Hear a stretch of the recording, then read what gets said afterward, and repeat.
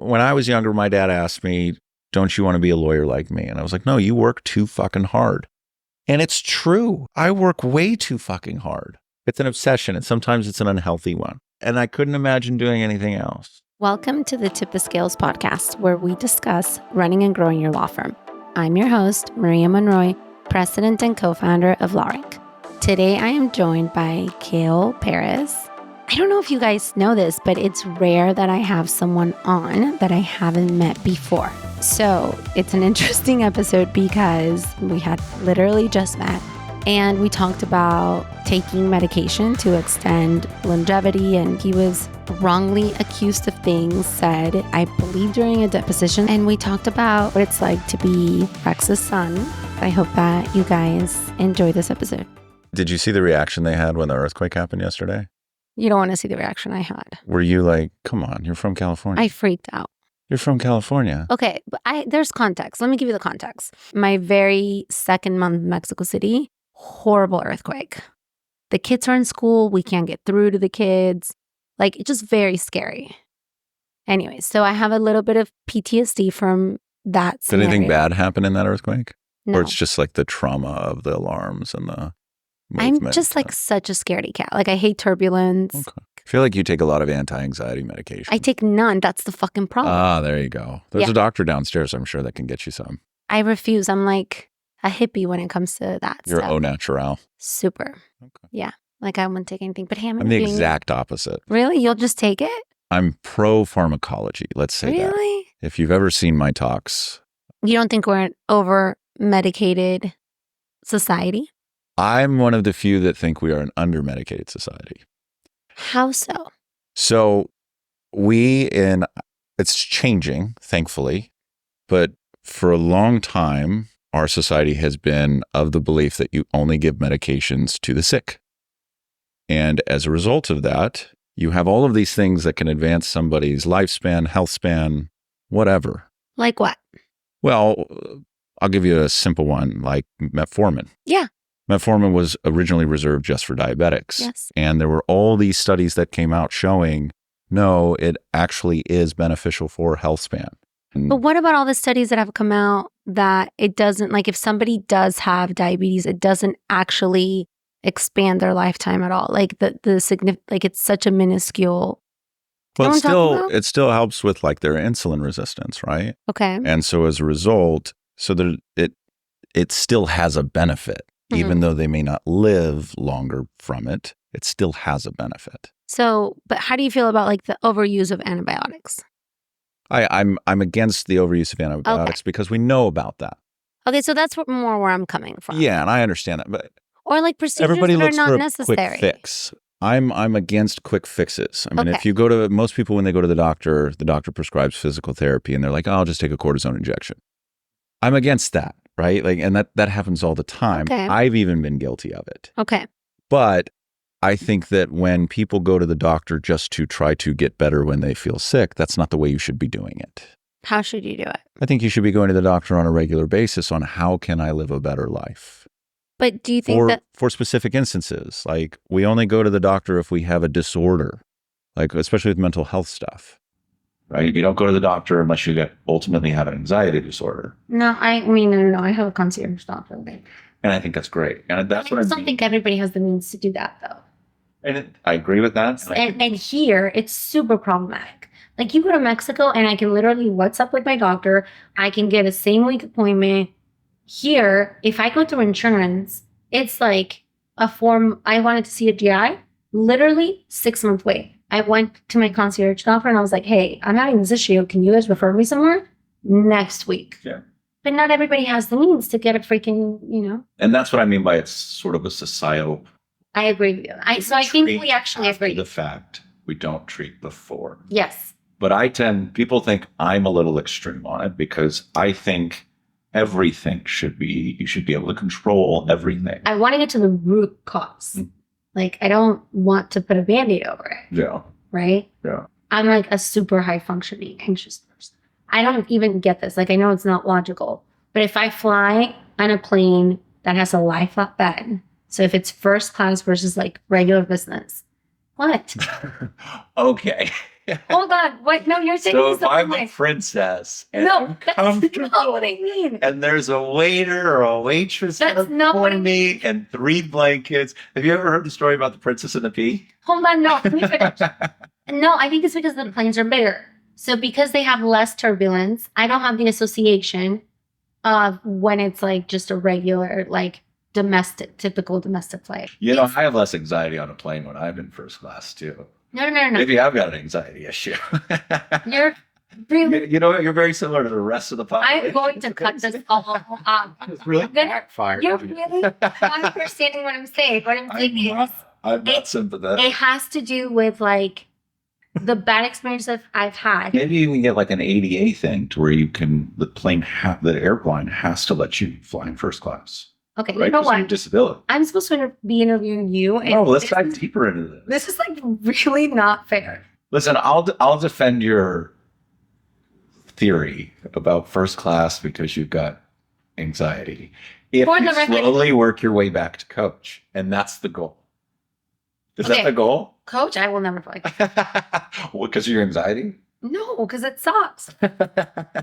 In the history of doing this podcast, just for the record, I've only not aired one episode. And this is going to be the second? This is going to be the second. Why not? You don't want your viewers to know about you? No one's going to And watch your it now. deep struggles Okay, but you're missing. with first class You're missing the point about life flat. I know. because it doesn't feel. It's not- No, defend it. They want to know. Is it too late to get your dad instead? Oh, but actually, it might not be. Can you text him to just come up? I don't and think say- he'd be sympathetic to your first class problem. Okay, so let's talk about you. All right. What do you want? Oh, to talk now I'm not going easy on you. about? Let's go. Ugh. I'm an open book. I mean, I've said, Everyone says that when they come on here. well, And then I get like 30 requests for edits. I've got I think I've got 2 or 3 active motions against me for things I've said where they're trying to get me reported to the state bar. Really? What did Yeah. you say? So I did a talk at TBI Med Legal, and it was literally about what we're talking about and how there's certain drugs you can use to enhance your performance. And I made it very clear I'm not a doctor. Said, this is just stuff that has other benefits. They're prescribed by doctors. So wait, besides metformin, what else did you say? So Provigil is one of my favorite. What's that? It's modafinil is the other name for it, but Okay. it is. I don't think I'd be where I'm at without Provigil. What does And it do? So it's originally a drug for narcolepsy. Okay. It's like prescription grade no dose. But the studies show that you can go a long period of time without any sort of cognitive decline when you're on it. Interesting. Air Force pilots use it. They had too many Air Force pilots that were falling asleep as they were trying to land. Okay, but you're not worried about potential side effects No. and like what that could do to your body, like taking it I mean- long term No. at all. No, I mean, I do things to counterbalance it. I'm a fairly healthy guy. But it doesn't worry you like the tiniest bit.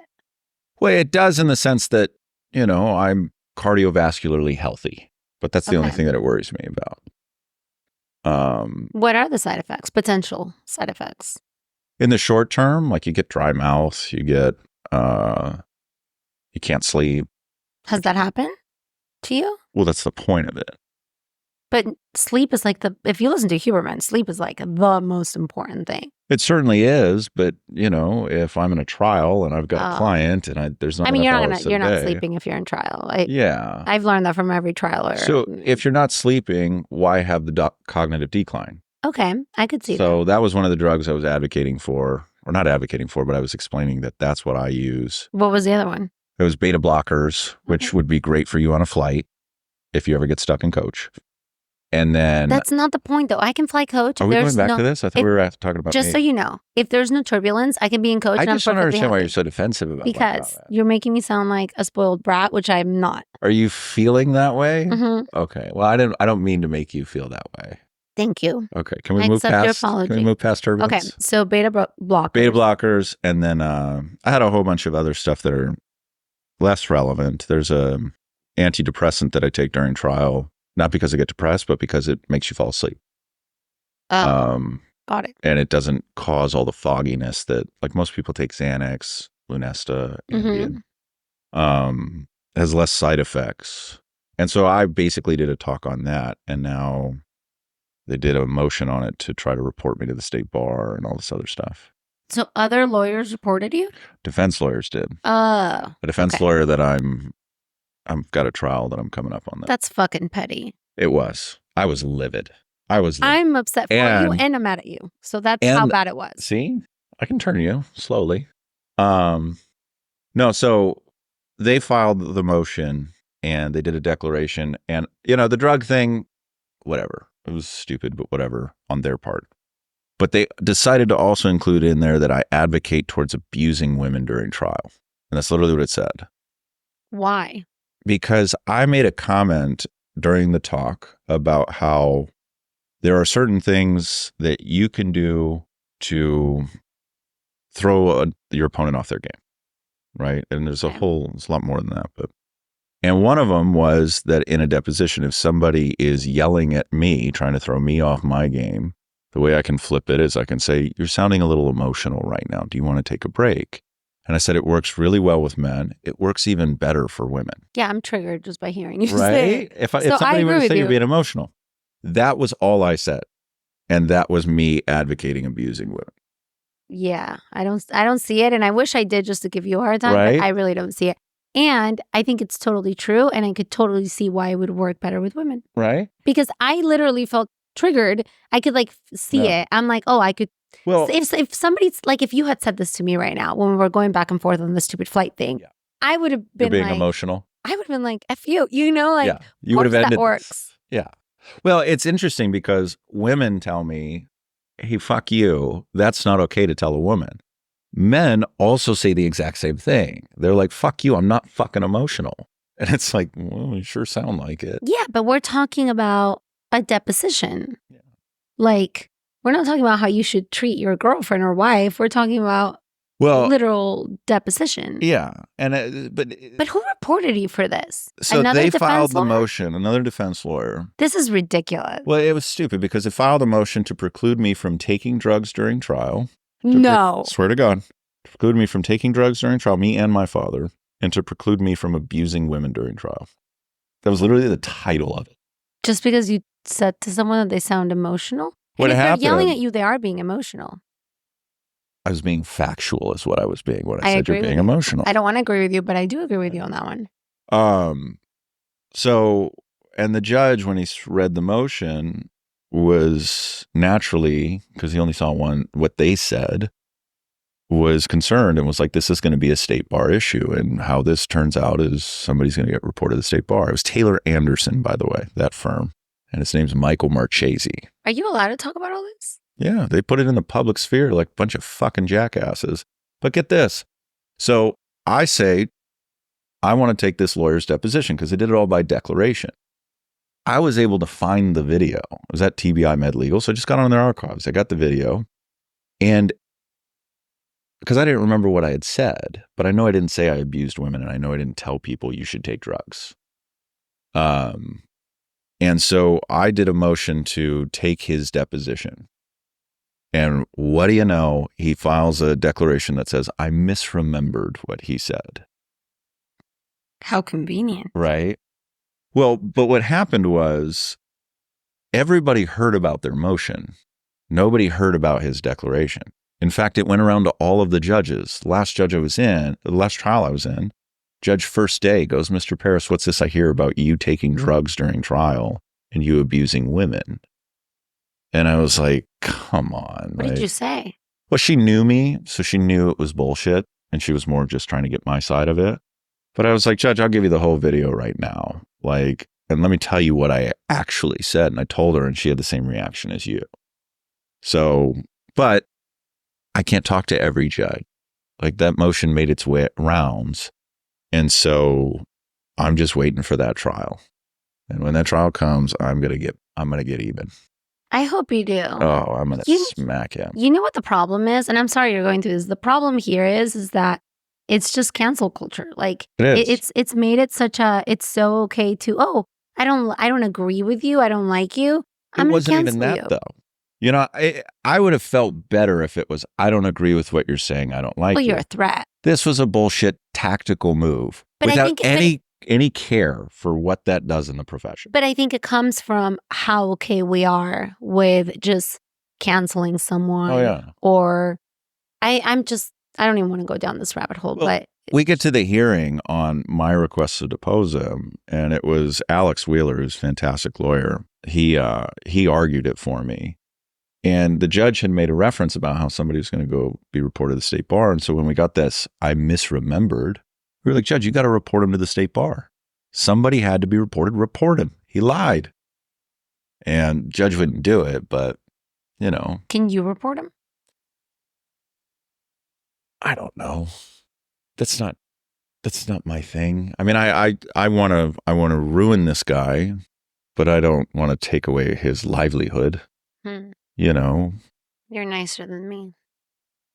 I was raised by parents who had the mafia mentality. Which is? You're sleeping with the fishes, you fuck with our family. And so I always got to see it. There's actually a funny story about it. My brother, he got jumped in high school. And when he got jumped, they knew who the kid was. And I was in school. He wasn't in school. He was out for lunch or something. And a teacher pulled me aside and was like, listen, I know how your family is. And remember, this kid's a human being. He doesn't deserve to go to prison for life. And I was like, whose fucking side are you on?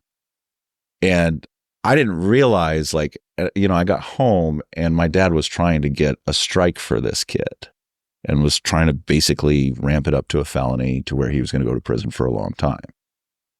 Kind of unwarranted for a high school thing, but that's how I was raised. I've kind of grown up around that, and even I've gotten to the point where I think it's a little too aggressive. So my response to this guy is I want to make this trial hell for him. So now, but I still want him to be a lawyer. But so are you just suing? Why is there a trial? Is this a trial you guys are up against? Yeah. Okay, so you're not He's the defense him. lawyer. Okay. I'm the plaintiff lawyer. And it's been a knockdown brawl for most of the trial. But it's kind of cool in a way. Like, you should be a little bit flattered. That he filed the motion? Yeah, because it just means that he's super scared. I don't care about that. I would have. You should. Why should I care? Because when you know that gives everything context. So in a way, it should calm you down. It's like, oh my God, this is what you need. I was already calm before. I mean, this case has been a knockdown brawl. There's 2 law firms against me. I've been taking all the depositions. I've been going through the whole thing. They've got 2 lawyers from separate law firms at every deposition. And they're getting their clock cleaned and they know it. Don't low blow me. And that's what that was. No. So, I'm not flattered by it because it's a bunch of time that I have to spend and a bunch of energy. And, when you first get that and you see that, that's a lot of emotion at play. Oh, I bet. Right? I bet. But at the end of the day, it's weirdly a compliment. Sure. I mean, that's how I would take it. I would prefer other kinds of compliments. I'm sure you would. But what kind of compliments do you think you're going to get from defense? I'm like, yeah, here's your 100 million. That's not going to happen. That's true. I mean, they got to do their job. And if that's them doing their job, I mean, that's kind of sad. Well, when he did it, though, it's now the bar got lower for the punches. I have a limit on the things that I'll do. And some people think it's a little too much. What do you mean? Well, a lot of people say I'm an aggressive lawyer. And I've heard that a number of times, which I've worked on. Is it like your shadow? What do you mean my shadow? You know what I'm talking about? Okay, no, we don't have time for that. So let me just start over. My shadow? What is it? You've never heard of that? No. It's the thing that you feel judged by others. You feel like you have to push down, calm down, hide, the dark side of you almost. Oh, yeah. No, that's not my shadow. What's your shadow? I see what's happening. This is your fault. This is not mine. No, I've had other lawyers who I'm friends with say that, you're really aggressive is like a compliment, but I've also had jurors at the end of a case say you were really almost a bully. So that's what I mean by I'm always trying to temper it. I could see that. Okay. So. Because it's a fine line between fighting for your client and then. Just being an asshole. Yeah. You don't want the jury to not be on your side. I mean, I'm not I'm not the one with like the crazy verdicts you have. So what do I know? But I could see where Yeah. you would be worried about that a little bit. Yeah. But now with this guy, like, It's no, on. let's take the gloves off. Like, he thought I was hard before. Get ready. Can I come watch? You can come for the whole thing if you want. Or Well, I just can't do any the whole thing, parts. but like opening or closing. Yeah. What would be the best? Probably closing. Okay. Probably closing. You have to let me know. I'm like dying to watch trials. Yeah, I'll let you know. I'll let you know when like the firework things are gonna go. Okay. Had I known you before, I would have invited you to the last trial. Last trial was the fireworks. We got like down and dirty in the last one. What was the verdict? It's the largest slip and fall verdict in the nation. That's amazing. It was $58 million, and I tried it with Alex Wheeler. That's crazy. Congrats. And it was, thank you. It was a case that both of us walked into just scared we were going to get goose egged. And then, lo and behold, we had a righteous case. That's amazing. So, but I was asking people like, I don't know, Khail, what do I ask him? They're like, ask him about his verdict. It happened 2.5 weeks ago. Oh, wow. Okay, so tell me about it.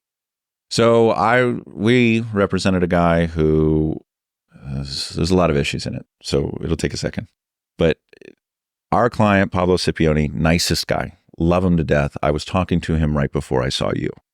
I still talk to him on a regular basis. To give you how funny he is, last night he sent me an email saying, tell them I want it paid in ones. LOL. It was at 12:30 in the morning. So, but he gets hired by a company called Altec Staffing Services. They place him at Kinky Shorio train yard, and he's trying to build trains. This train factory is a mess. It's a Japanese company that signs a contract to build a bunch of trains with no real plan on how to build them. And so they just kind of come in, and he gets called in at 2 a.m. one day, and they had just done a water test, and they didn't tell him they had done the water test. So the top of the train was super wet, slips, falls, but he doesn't fall off the train. That's what everybody seems to think, like, oh, he fell off the train. It must be why you got a big verdict. He actually just fell forward. And so he winds up having just what people were calling a microfracture, which is basically a bone bruise. And that turns into complex regional pain syndrome and just gets worse and worse and worse for him. But it was a tough case. He didn't go to the doctor for 2 months after his fall. And why? What was his logic? The way he put it was a good job for him. And the way it was working was he was trying to get hired from the staffing services onto the company. And he ultimately did get hired by Kinky Shorio, the train company. And so he was working towards that. And so that's why he didn't want to complain. He didn't want to do anything. And so like he was literally hobbling around, but still working. So he fell, and then what was the first issue? What do you mean? So I don't understand your medical terms. Oh, he had a microfracture or bone bruise. Okay. In the top of his foot. And then what did that turn into? He got a bone spur. So a little piece of bone kind of grew from it, healed wrong. Okay. And then when they tried to take out that bone spur, there was some damage to the nerves. And so can he not walk? No, he can walk. Is it painful? It's painful. So complex regional pain syndrome is like a terrible pain condition. It's very similar to phantom limb syndrome. Oh, I get it. Okay. Does that make sense? Yes. So that's kind of what he had going on. But how did you get that much? I asked for it. And they gave it to me. Did you ask for that exactly, or did you ask for more or less? So I got 54 million in compensatory damages, and then Alex got 4.5 million. They took $1 million off from our total ask. Did you big data this or anything like that? No. Because there were so many difficult things. I mean, he didn't go to the doctor for 2 months. First doctor he sees says that he has chronic foot pain for years. And the first doctor that he saw, the only reason he saw the doctor is he was going for treatment for asthma. But what made you ask for so much? It felt right. I was wondering if it was like an intuition thing. Is it? It always is. It always is. Okay, so you use your intuition for this. Always. On the ask, always. Did your dad teach you this? Or is it like so intuitive that nobody taught it to you? No, we kind of do it together, right? I mean, maybe he taught it to me, but But not explicitly. No, it's a back and forth that we always have. Every case we try, what are we going to ask for? What are we going to ask for? But he's gotten to the point where he just always says, we're going to ask for $84 million. That's his number? That's his number. And it was because we had a conversation one time during Thanksgiving where I was like, we should just ask for 84 million because 90 seems like we're too scared to ask for 100. I could see that, yeah. And if we go high 80s, it just seems like we're trying to round it to 90. To 90, mm-hmm. But 84, you got a defense on both ends. Have you ever done big data? I have. I haven't done John Campbell's. Right.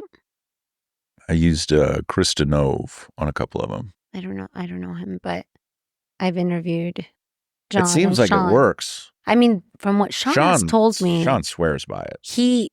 Him and Jordan are like, I know. It's all about the data. Which is probably smart. Well, it's crazy because I guess they test like what happens if we ask for 90 versus 80 versus 50. And we were going to ask for 50. And it turns out we should have asked for 80 because that gets us, 75. So, I mean, I think that's fascinating. Like that fascinates me. Yeah. That stuff makes me want to be a lawyer. I'm like, that is so fucking cool. I think it's brilliant. The only hole I have in the big data theory. Mm-hmm. Oh, I love this. Tell me. Well, is trials are never what you planned on them to be. But how are they so spot on? I mean, unless they're bullshitting and they're not. Well, hold on. But let's be realistic about what spot on means, right? The data tells you what to ask for. Okay. If I ask for more, I mean, they'll never know, right? They'll never know what would have happened if they asked for more because they didn't. That's true. So it's kind of like self-proving to a certain extent. Okay. Yeah, no, you're actually right. Because what if it's always like lowballing it? Or, I mean, there's so many different variables at play that that's my concern with it. I could see that. In this case, they gave me every dollar I asked for. But what if you had asked for more? What if I had asked for more? Same shit. That was the first fucking question that came to mind. But I think that's like, I think as humans, like that's like anytime somebody gives you what you want, you're like, I should have asked for more. Well, it was a little bit worse on this because when I told my dad before we did closing what I was going to ask for, he told me, don't be a chicken shit. Ask for more. Really? And I was like... Okay, and obviously I'm not a lawyer, but I don't understand what made you think that, like, it doesn't sound like that, like it's warranted $50+ million. What was it about the case that you felt warranted that? Was there like some crazy negligence? Is it pain for life?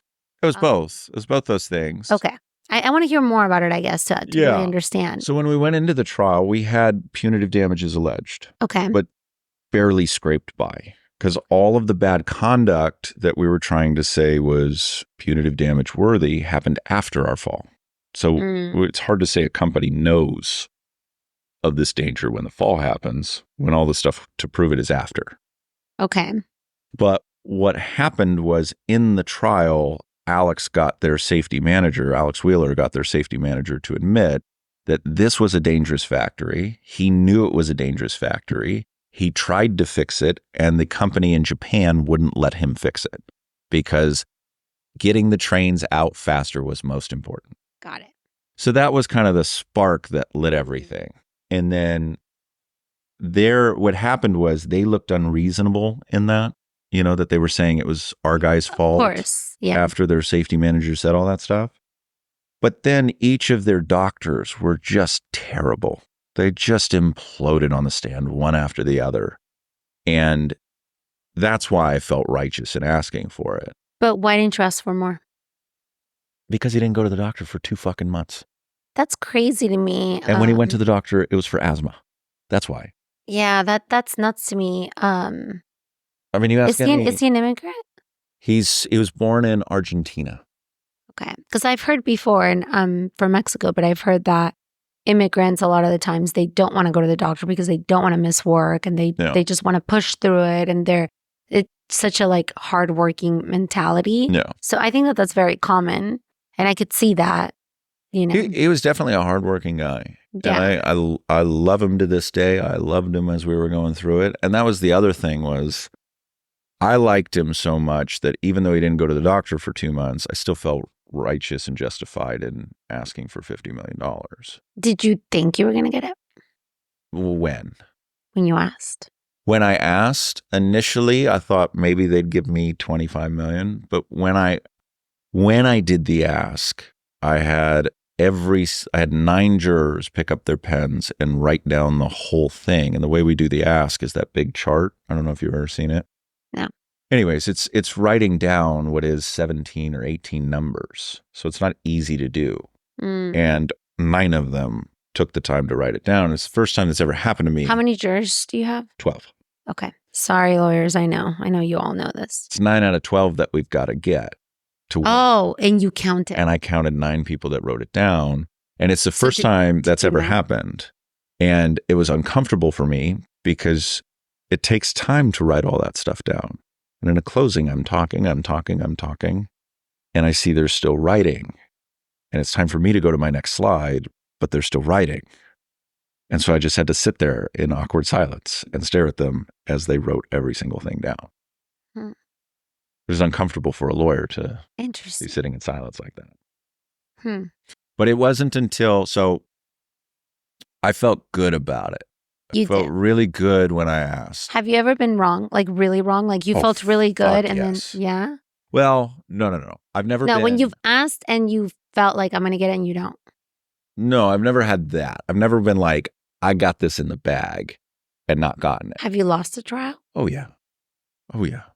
I've lost several trials. Okay. Now I really know what I want to ask you. What's your question? Well, I always knew what I wanted to ask you. We've just been bullshitting around. This whole time. Okay. What's it like having to follow in your dad's footsteps? It's fun.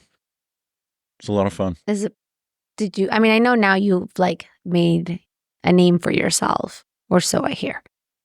But was it hard? You know, a lot of people I get the question a lot of, what's it like living in your dad's shadow? Or do you feel like you had big shoes to fill? I find that amusing because I can totally understand where that question comes from. Totally get it. And I'm sure there are people that feel that way. I've never felt that way. Why?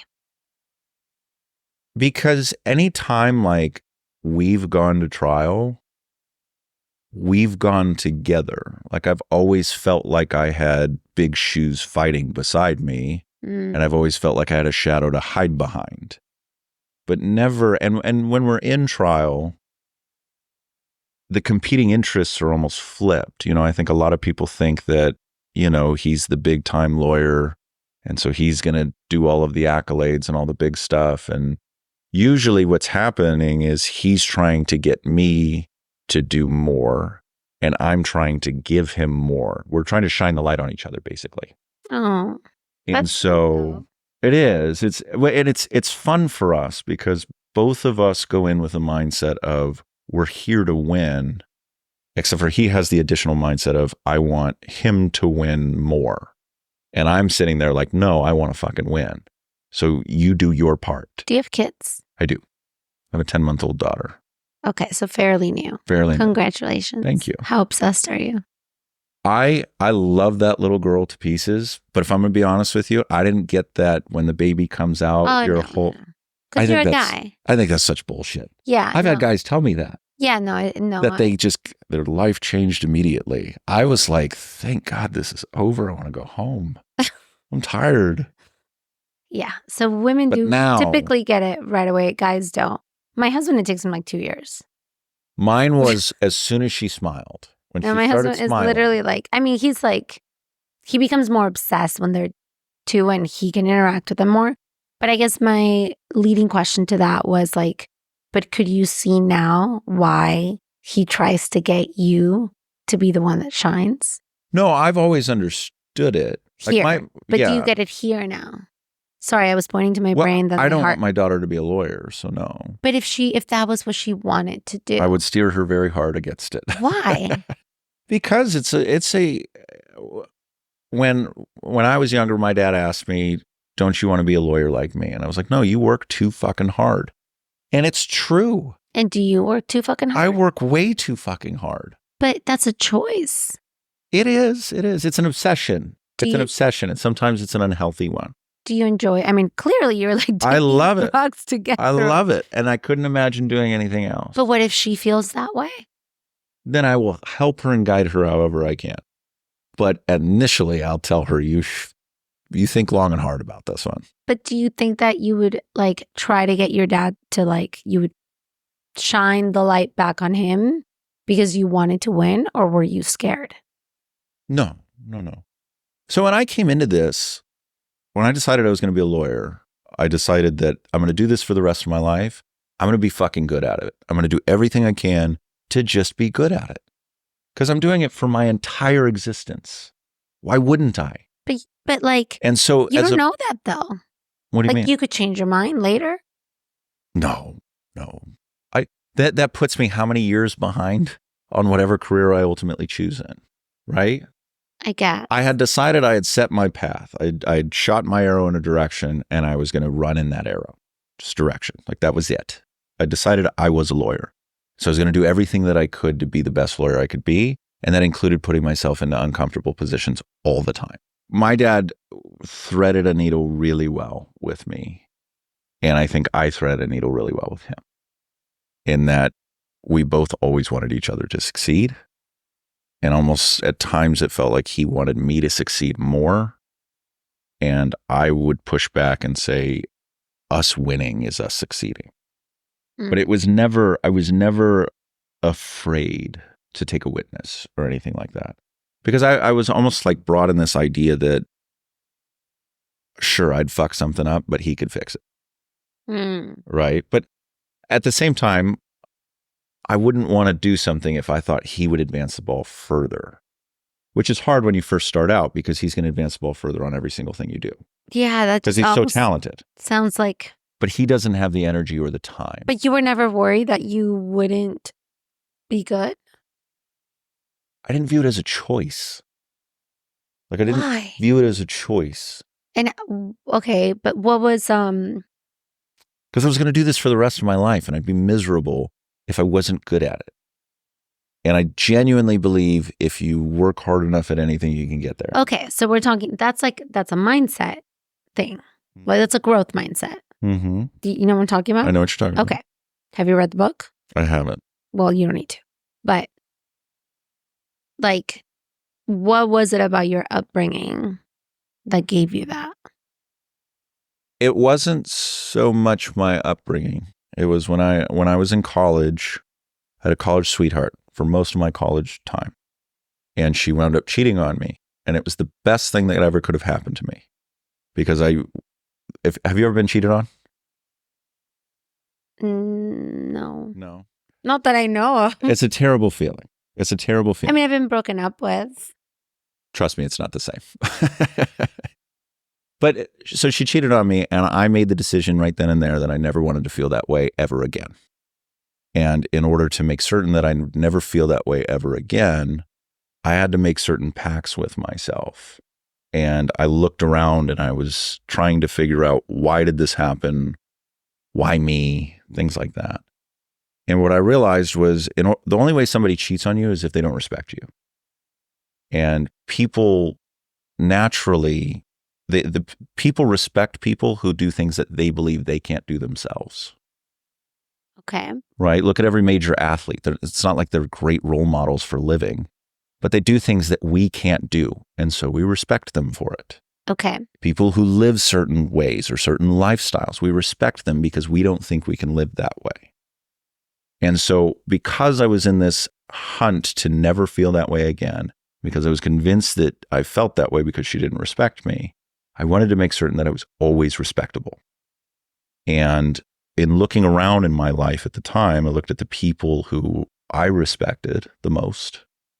And I found that there were a couple of things that they had in common, but one of them was they were all extremely hardworking. And they all worked at being intelligent. They all worked at being wealthy. And they all worked at having charisma. So that's what I chose to do. You think you have charisma? I know I have charisma. Look at the first half of our interview. I'm teasing you. I turned an interview on you. I know. It takes a lot of charisma to do that, don't you think? I told you I wasn't going to go easy on you, so payback. I haven't had my payback. I don't know what to help you there.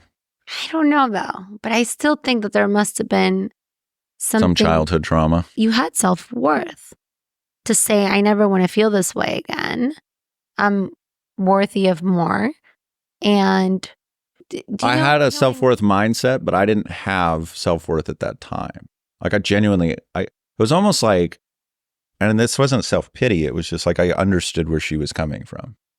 Because if you'd known me in that time, I mean, But also you're attaching your worth to what somebody else does, which you can't control. And I wish Joe Fried was here to help you unpack this more because he's better What's a at this. fucking good cue, don't you think? What do you mean?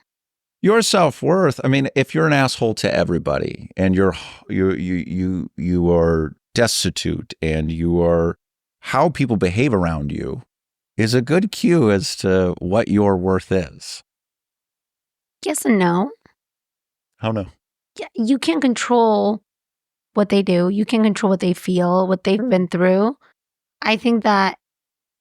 I'm talking on the collective. I'm not talking about on an individual basis, but I'm going back to like the situation with your girlfriend, right? Like and again, like I say this, but it doesn't mean that I'm like the best at it. So it's like so easy to comment when I'm not the one living it, right? But I think that like true, like it would have been one of those things where ideally it's like it's painful and it sucks, but like you're like, I'm worthy of more.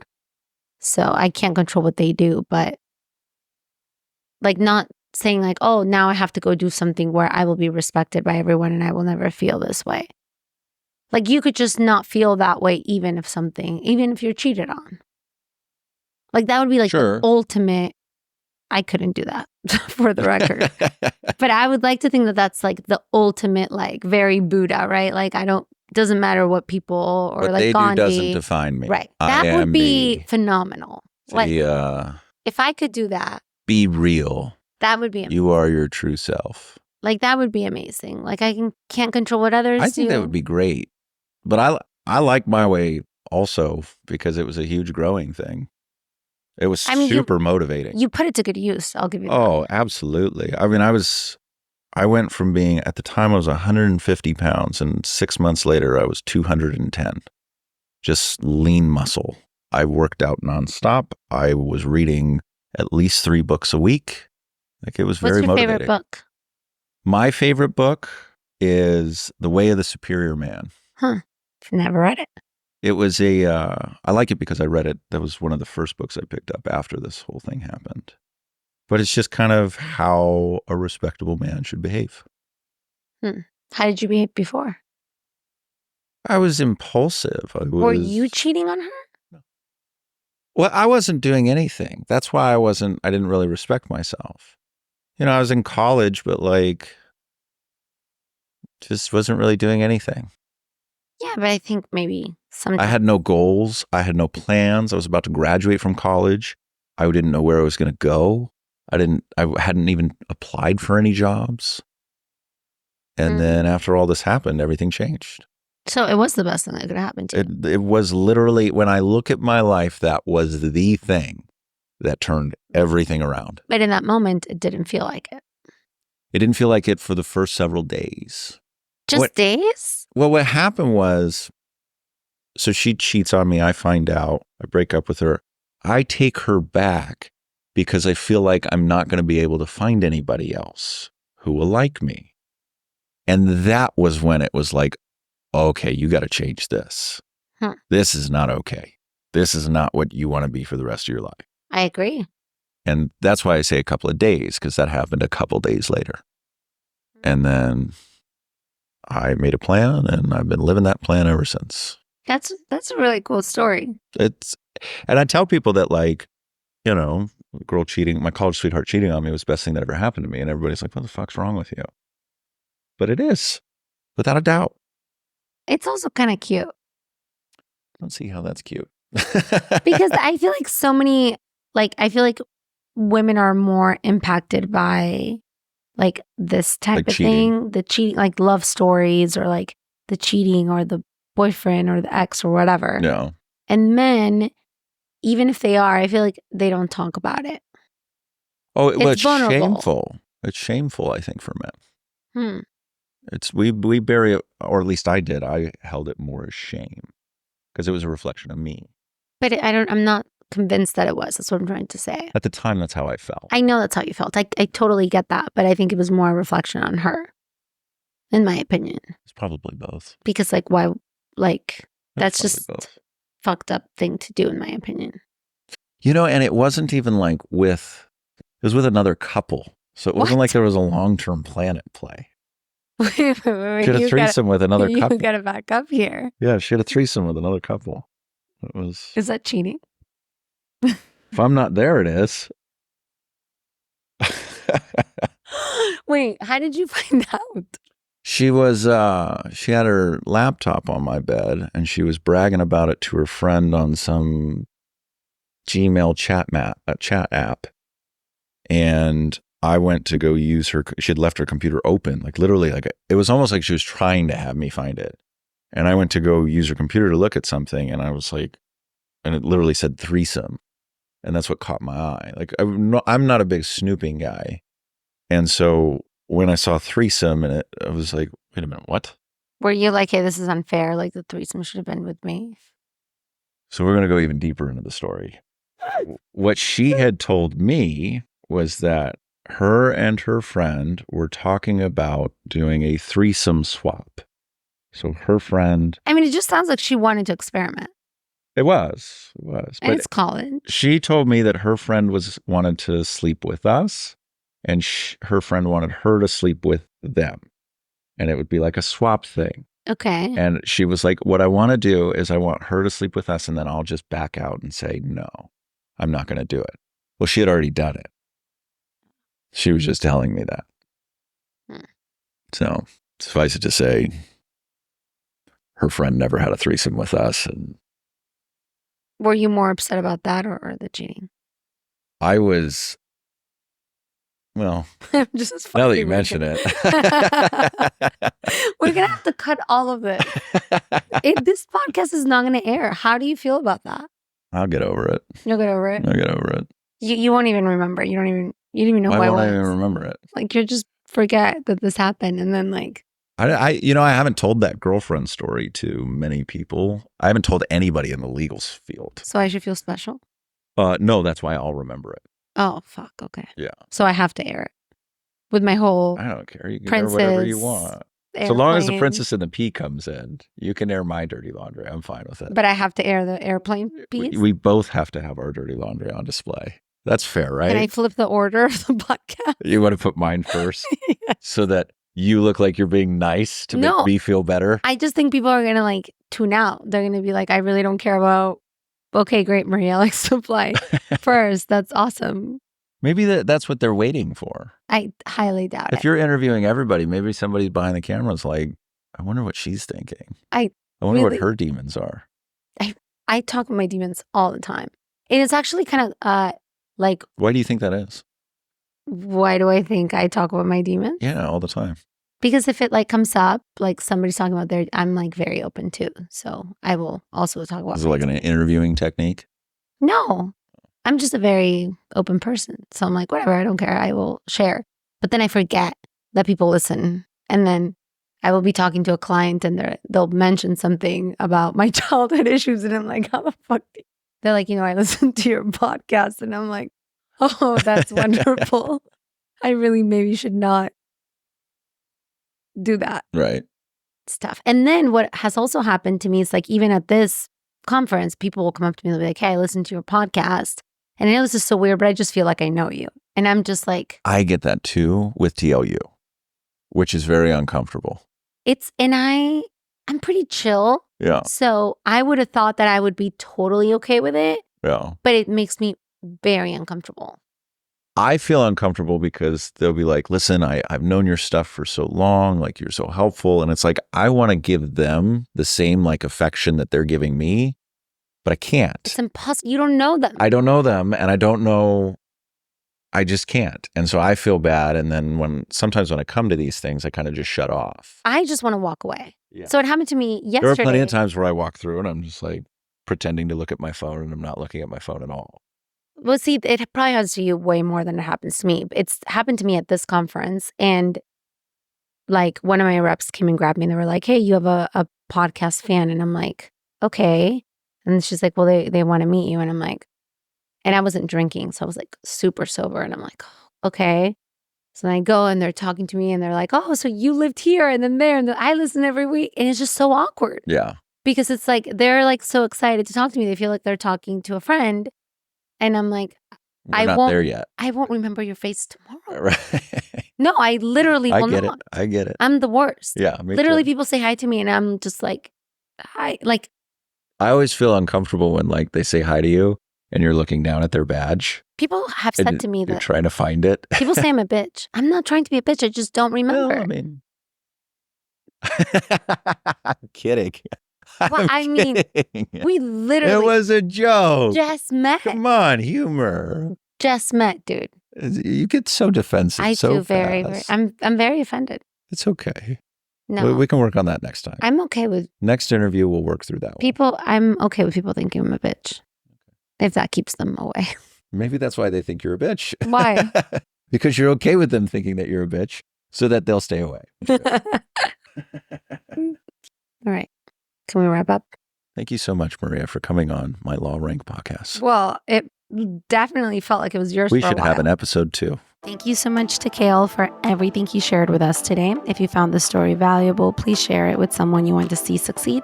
Subscribe so you never miss an episode, and leave a 5-star review. It goes a long way to help others discover the show.